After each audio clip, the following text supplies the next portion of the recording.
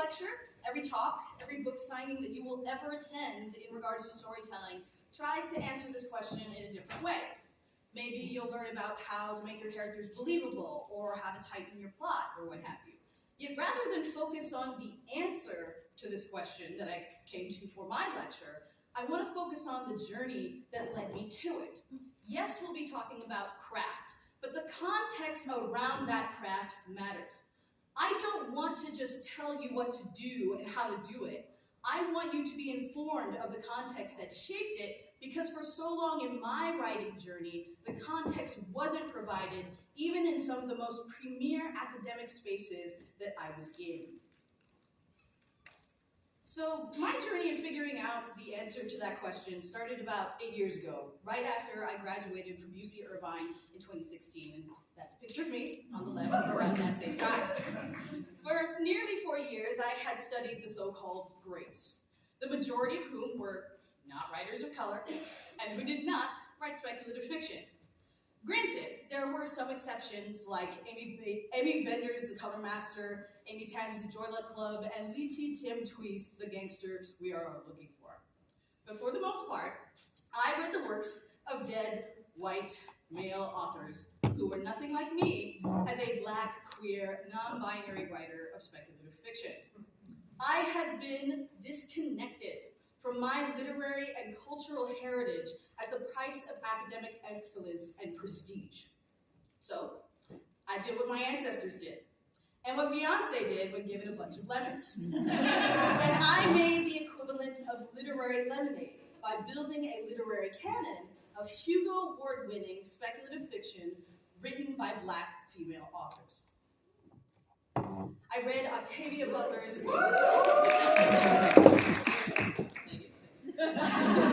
still got a few more slides, y'all. I read Octavia Butler's brilliant collection of essays and short fiction, Bloodchild and Other Stories. The title story, Bloodchild, having won the Hugo Award for Best Novelette in 1985. In exploring the idea of extraterrestrial aliens colonizing human beings, it challenges the predominantly white male status quo of science fiction works from authors like Ray Bradbury and Isaac Asimov. And it forces its readers to grapple with Western colonialist history on a grander, interstellar scale. And I also read N.K. Jemisin's The Fifth Season, which won the Hugo Award for Best Novel. And if you know me well enough, you know that this is my current favorite book of all time. For the POC-coded people in Jemisin's world to have the power to create earthquakes, but also have to navigate racism and systemic oppression, epic, groundbreaking, earth-shattering, all sorts of cool. Like, favorite book of all time, you guys. And then I read Dr. Nnedi Okorafor's Binti, which won the Hugo Award for Best Novella.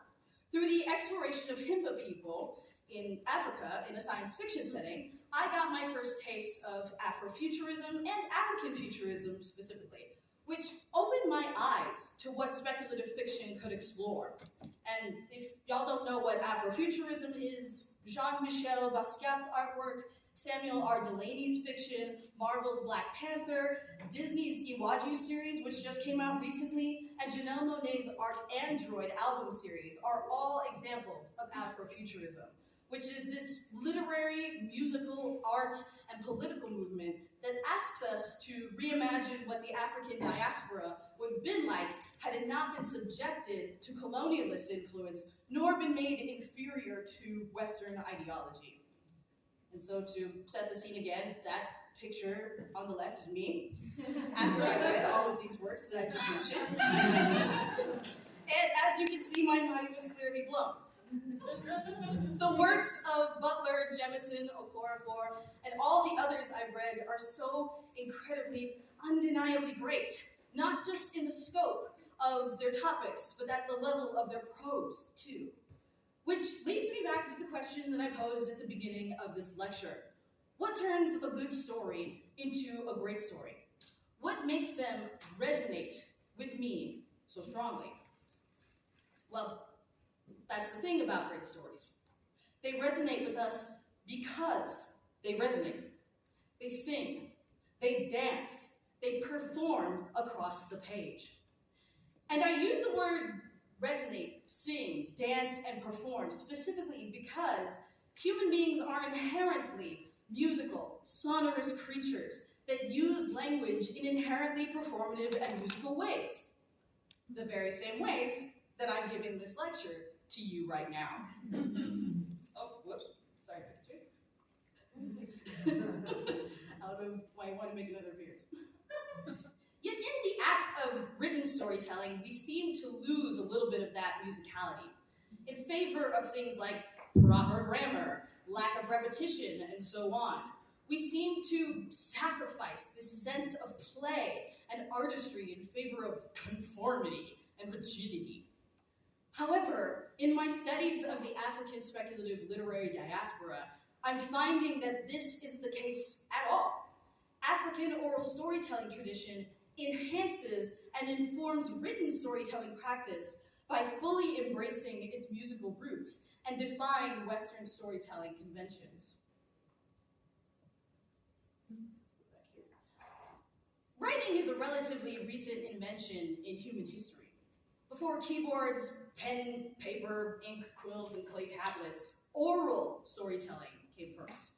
Before they were even translated and written down, Greek myths like Homer and the Iliad had to be performed by a collective chorus to an audience, so that said audience could experience emotional catharsis. And so that, as Horace mentions in Ars Poetica, the work might, quote, inform and delight the audience in question. And this is all because storytelling is a fully embodied act which utilizes our voices, minds, and spirits. And it's mostly the same within African culture as well. For instance, we can look at the Shona, a Bantu ethnic group primarily living in Zimbabwe. The oral artists in charge of preserving and telling these stories would be known as Satungano. And according to Dr. Maurice Tandes Vivambe in his book African Oral Storytelling and the Zimbabwe Novel in English, it is from the Satungano that meanings of the story are, quote, created and disseminated to the listeners, who in turn participate, either through singing some parts of the story or passing comments on the story. But here's the thing. When you typically read a book or listen to a lecture, what are you as the reader or listener typically expected to do? You're expected to stay silent and offer no commentary whatsoever until the very end. Conversely, in African oral storytelling tradition, it's not a your word against mine authoritative situation that Western culture tends to impose, but more of a your word with mine collaborative experience. Mindful of both African and Western historical literary contexts, Ngugi wa Thiong'o masterfully chooses a first-person narrator to reinvent the creation myth of the Gikuyu and Mumbi peoples of Kenya in his novel and verse, The Perfect Nine. In fact, The Perfect Nine was, quote, translated from the Gikuyu original version that Thiong'o wrote himself, which means that he had to tell himself this story, which had been told to him, before he could tell it to us. And so this recursive, chiasmic, mirrored quality then informs the reader, the audience, of how the rest of the story will unfold, because at the end of the first chapter, the narrator remarks, quote, even I, teller of this tale, will first do the same. Implore the Giver Supreme to bestow peace in my heart, so that I can render this tale of Gikuyu and Mumbi and their perfect nine, exactly the way the wind whispered it to my soul. In presenting the myth as a second-hand retelling, Thiong'o succeeds at erasing the distinction between narrator and author by leaning toward the self-awareness found in metafiction and autofiction, transcending not just genre, but the very concept of authorial voice. In reading the story, or hearing it, the participant sets out on the very same journey along with their ancestors, just as Gikuyu and Mumbi once did the same in the name of their Giver Supreme, the divine entity that bestowed Thiong'o the ability to tell their story. And so the next book I want to talk about is Amos Tutuola's novel, The Palm Wine Drinker. And this is based on Yoruba folktales. And Michael Thelwell's introduction to the work claims that even to call such expressions of culture stories is, quote, reductive, because, quote, their elaborate narrative line incorporated elements of theater, music, mime, ritual, magic, dance, and the linguistic elements of proverb, poetry, riddle, parable, and song. They were not told so much as performed, dramatically reenacted, so that the accomplished tale-teller had to be a master of a range of skills, using them and even the audience to create a multi-dimensional experience. And that multi-dimensional experience is important in the context of literature, but so often we just think of literature as just words on a page, flat and one-dimensional. But what would happen if we saw literature as more than that? And so take, for instance, the following sentence from the novel's second paragraph. I was drinking palm wine from morning till night and from night till morning. On the surface, this sentence is abundantly clear. Our narrator loves drinking palm wine all day. Yet why does Tutuola insist on having this sentiment be portrayed in the chiasmus from morning till night and from night till morning? So, for me, it's not so much about the meaning of the words themselves, but about their rhythm. If, say, a sarangano was performing this or dancing this tale to their audience, what would the drum sound like? What would the audience say in response to them? And since it's on the written page, why not let the words fulfill that musical, community-building purpose while simultaneously providing us character and temporality within the story?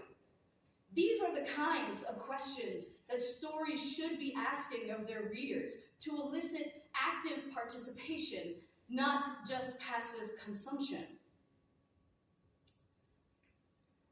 And now, just as a thought experiment, if we take that chiasmus and apply scansion to it, like we would a poem, the phrase from morning till night and from night till would be considered amphibrachtic trimeter for its unstressed, unstressed syllabic pattern, which, coincidentally enough, is a common rhythmic pattern in Afro-Puerto Rican and Afro-Caribbean musical genres, according to Peter Manuel on page 286 of the Cambridge Companion to Rhythm. In The Palm Wine Drinker, Tutuola is telling a story, but he's also performing it for us across the page. In these seemingly small musical moments, he's creating something akin to a leitmotif in music, a repeated melody or musical idea that expands across compositions. And in this way, Tutuola lets me see how a novel doesn't just have to be a work of prose without voice or artistry. It can also become a kind of literary musical score. And here we've come to the first integral component of resonance, repetition. So repetition is the backbone of rhythm, which is the backbone of music, which is the backbone of literary and linguistic resonance. The recursive, chiasmic, repetitive qualities that I mentioned for Tiongo and Tutuola's works are very much intentional, because repetition is what allows collective cultural memory to form within communities. It's what allows folktales to be passed down from generation to generation. But what's really cool about African oral storytelling tradition in particular is that it doesn't keep you beholden to just folktales. And what gets repeated doesn't have to be strictly word for word repeated. Rather, repetition is an invitation for storytellers and participants to collaborate and expand the story. Also, brief content warning here for the next book that we're about to discuss, since it contains mentions of self-harm and domestic abuse. Please practice self-care.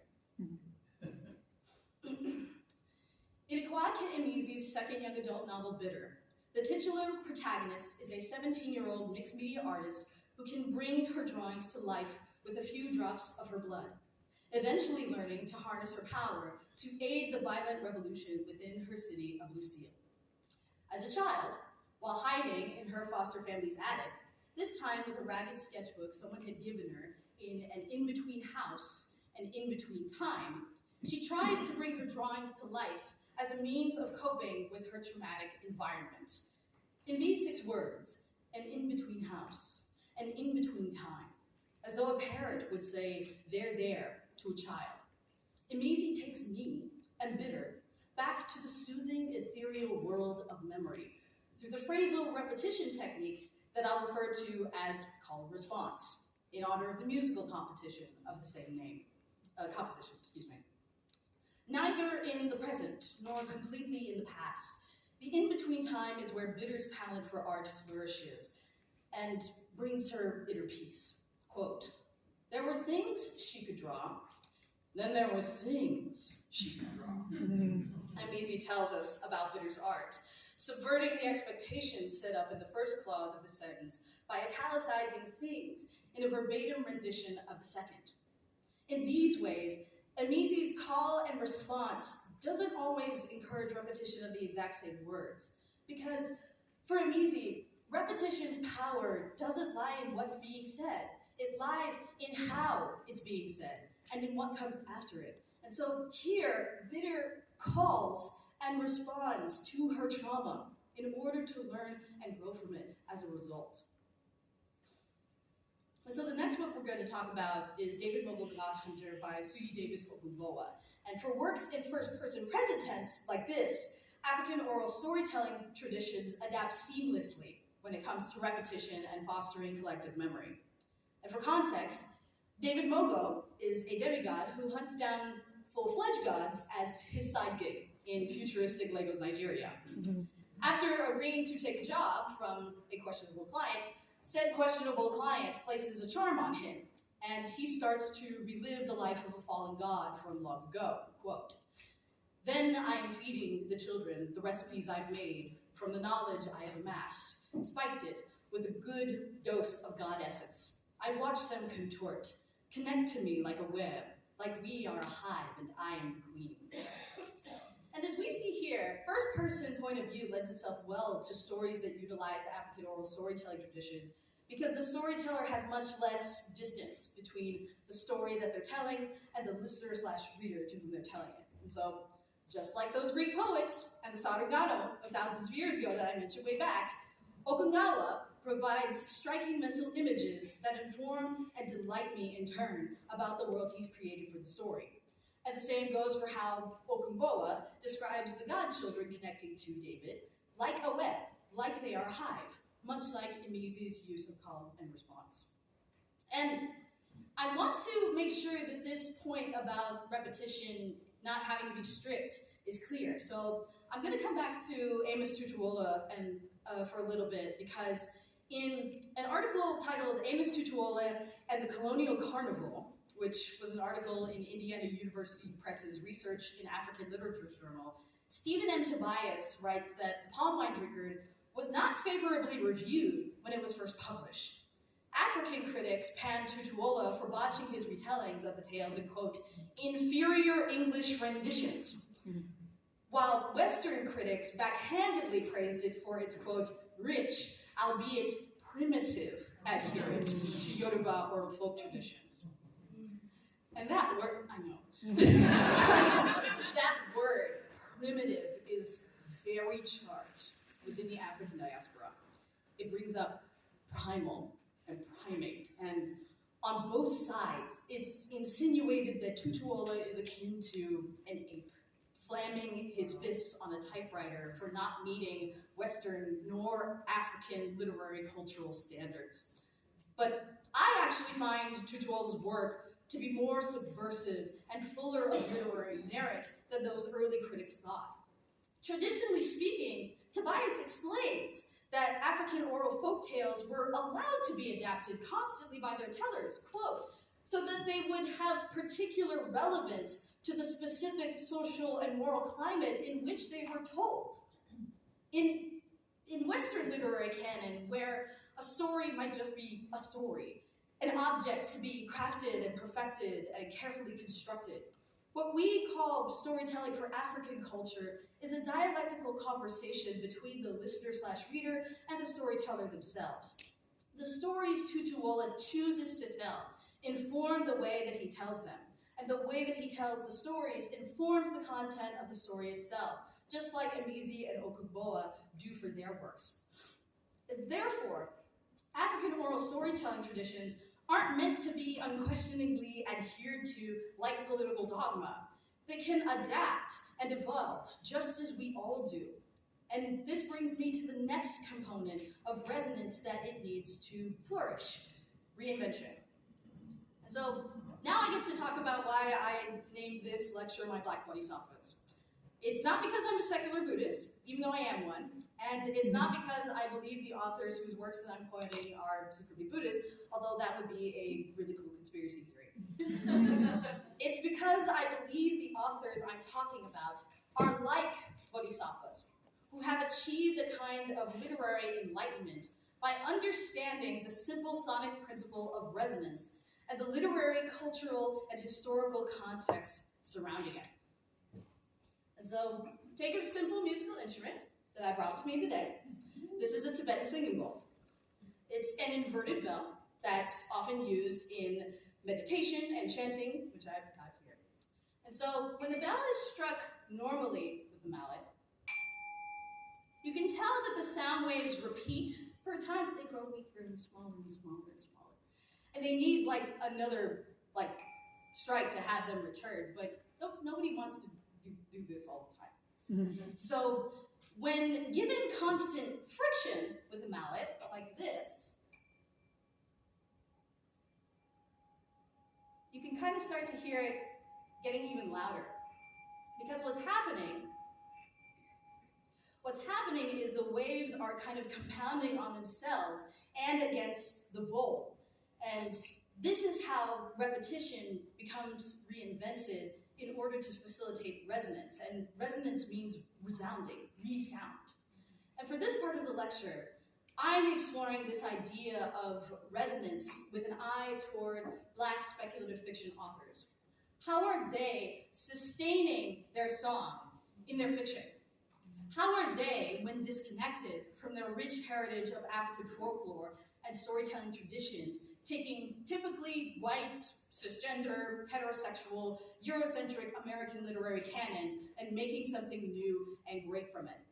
And above all, how are they masters of their craft?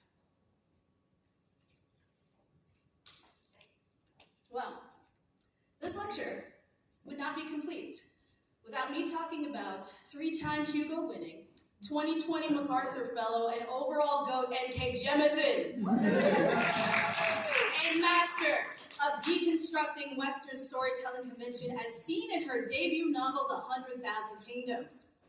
The 100,000 Kingdoms explores Western narrative technique through its protagonist, Yen Dai, a half-noble barbarian that's thrust into Aramari court politics, of which she knows nothing about. With the favor of the gods who want to overthrow the corrupt nobility that enslaved them, she is poised to follow the noble bastard trope path of most POC coded protagonists in a debut novel. You know, I almost fell into that path with mine. But despite all of that, Jemisin doesn't fall into this safe and familiar path. What I believe wins Jemisin the Locus Award for this novel is how she depicts the struggle with which Yen truly contends. And so when Yen discovers that she houses the soul of the long-lost goddess Enifa, she tries to make sense of what is happening in the same way we all would. She tries to tell her story from the beginning. Quote, once upon a time there was a. Once upon a time there was a. Once upon a time there was a. Stop this. It's undignified. Once upon a time is one of Western storytelling convention's favorite phrases. Throughout the book, there are multiple instances when Yen calls her storytelling technique into question because she wishes to adhere to some semblance of order and rigidity that will help her maintain a sense of identity. Should I pause to explain? Yen asks us, as though looking for reassurance. Quote, it is poor storytelling, but I must remember everything. Remember and remember and remember. To keep a tight grip on it. So many bits of myself have escaped already. In order to remember who she is, Yen believes that she must tell her story without digressions and faltering. However, once Enifa's existence is made known to Yen, the goddess does away with chronology and traditional Western storytelling convention, and so does Jemisin. In fact, Jemisin places the reader in Yen's position asking them to, quote, comprehend something that their, quote, mortal mind is not used to. Having another soul when you've been taught you can only have one.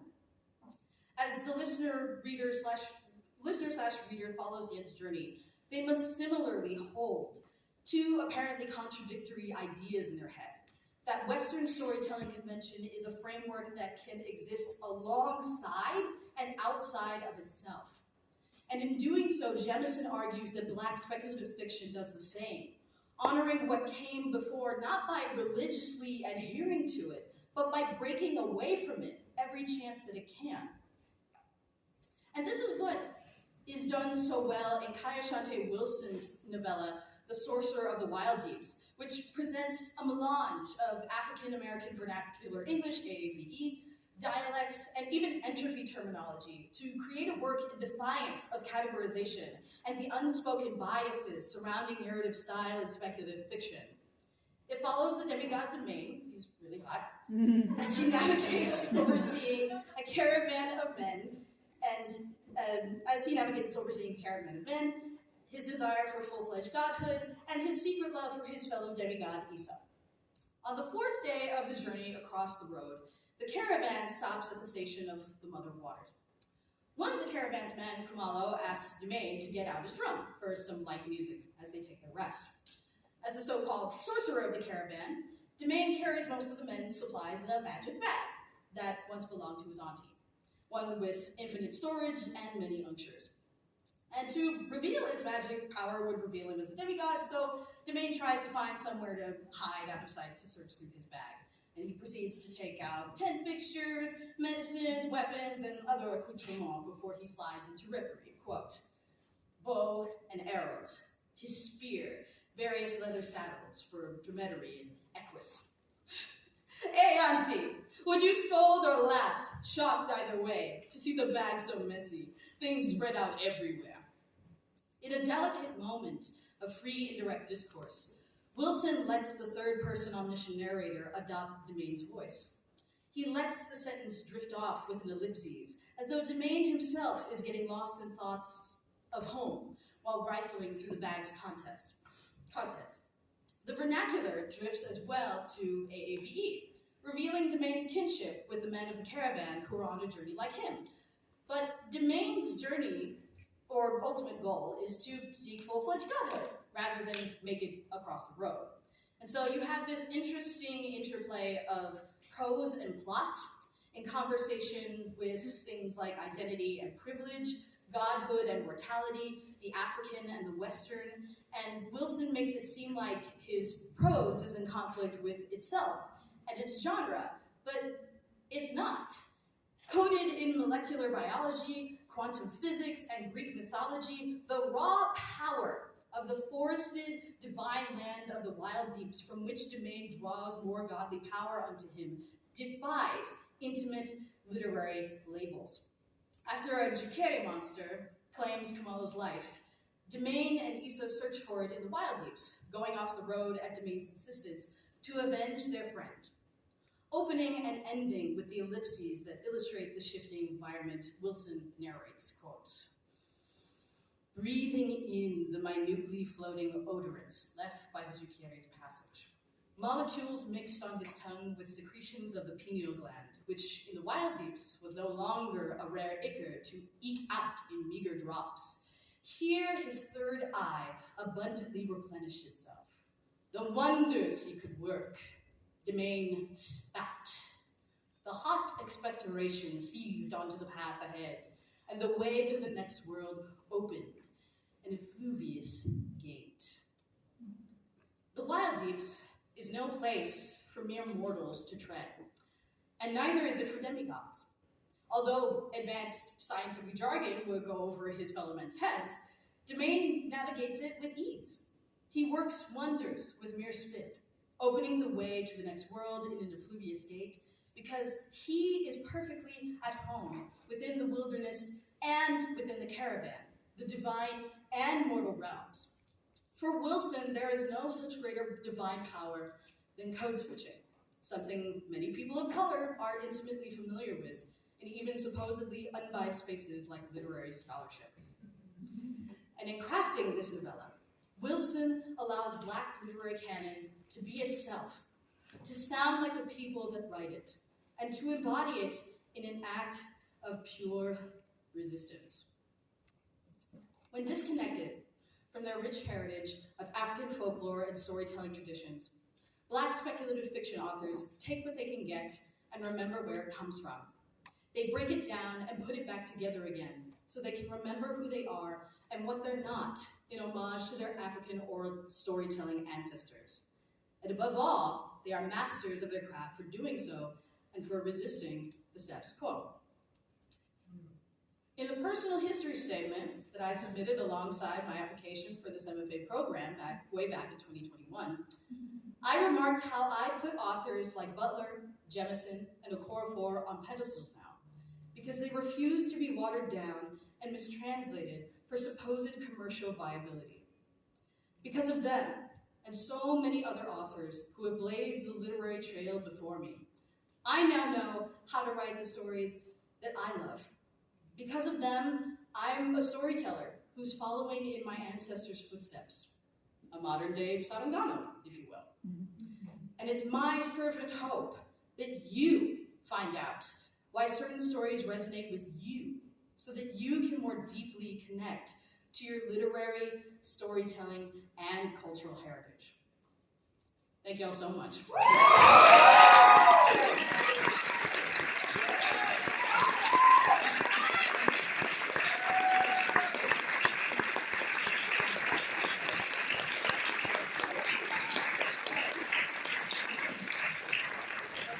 Stephen Rem Jones, Mark Haskell Smith, Todd Goldberg, John Jill, I love you so much. Betsy Crane, my cohort, my family, my ancestors, and everyone who made it possible for me to be here today. Also, this lecture was brought to you by The Art of Capturing Phantoms Definitive Edition. My collection of short stories, which I think there are 4 copies left at the bookstore, but if you want it on Kindle, I got you. So please get yours and help this Black, queer, NB pay off their student loan debts. So I'll take a moment to let y'all think about all of what I